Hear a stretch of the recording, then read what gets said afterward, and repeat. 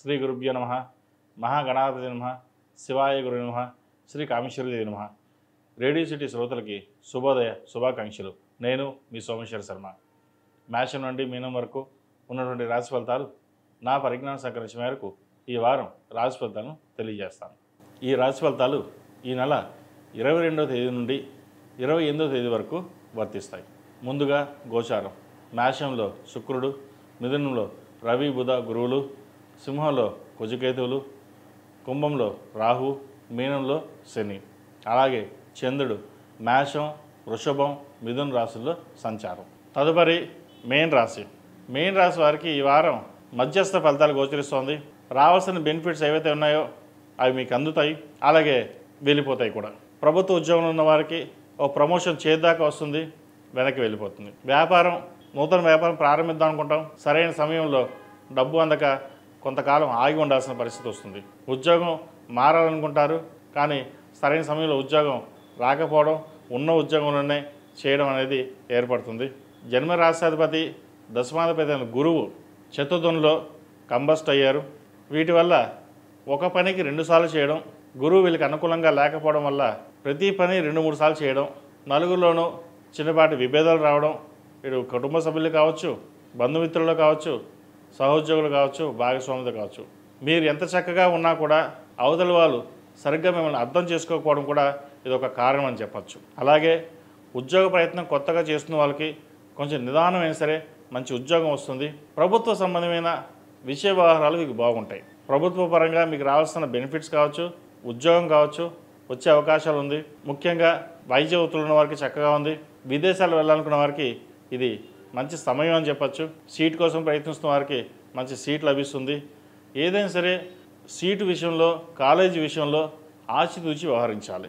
ఏదో సీటు వచ్చేసింది వెళ్ళిపోదాంలే, ముందు మనం వెళ్ళిపోదాం అనే ఆతృత కాకుండా వచ్చిన యూనివర్సిటీ కావచ్చు లేదా కాలేజీ కావచ్చు, ఇక్కడ అది బాగుందా లేదా, మనం చక్కగా రాణించగలమా లేదా అనే అవగాహనతో ముందు చూపుతోటి వెళ్ళండి.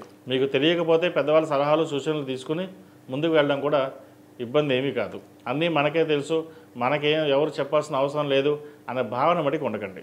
అదేవిధంగా హోమ్ లోన్ సంబంధించి, హౌసింగ్ లోన్ సంబంధించి, క్రెడిట్ కార్డు సంబంధించి విషయ వ్యవహారాల్లో జాగ్రత్తలు తీసుకోవాలి. స్థలాలుగా మీరు కొన్న స్థలాలు ఏవైతే ఉన్నాయో అవి రేటు పెరిగే దిశగా ఉంటుంది. అమ్మకుండా జాగ్రత్త వహించండి, మంచి ఫలితాలు సంప్రాప్తిస్తాయి. ఈ రాశిలో జన్మించిన స్త్రీలకు విద్యా అవకాశాలు చక్కగా ఉన్నాయి. ఉద్యోగ అవకాశాలు కూడా చక్కగా ఉంది. వ్యాపార అభివృద్ధి కూడా బాగుంది. మంచి అవకాశాలు కలిసి వస్తాయి. అయితే వచ్చిన అవకాశాలని సద్వినియోగపరచుకోరు.